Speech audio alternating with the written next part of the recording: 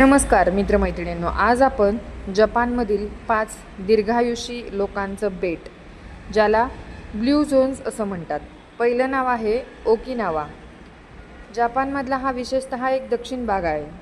इथली लोक टोफू आणि उच्च दर्जाची फळभाज्या खाणं पसंत करतात. दुसरं नाव आहे सार्डिनिया. हे लोकसुद्धा भरपूर भाज्या खातात आणि 1 ते 2 ग्लास वाईन पितात. त्यानंतर तिसरं नाव आहे लोमा लिंडा.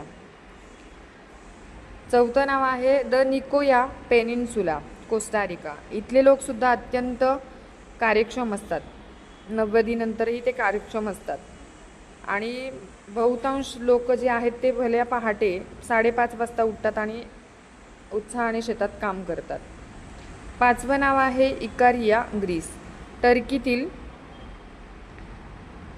हा एक समुद्र भाग आहे. तिथली लोकसुद्धा 90 पार असतात. कित्येक लोकांसाठी तर फक्त दुसऱ्यांना मदत करणं हाच त्यांचा एक इकिगाई बनलेला असतो.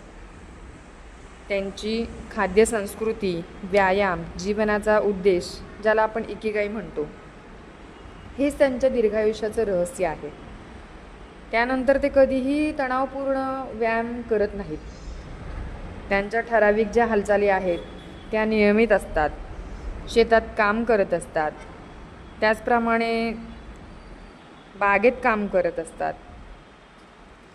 या सर्व गोष्टींमुळे तिथली लोक दीर्घायुषी बनत असतात. थोडक्यात काय मित्रांनो, की सतत आपण कार्यक्षम राहिलं पाहिजे.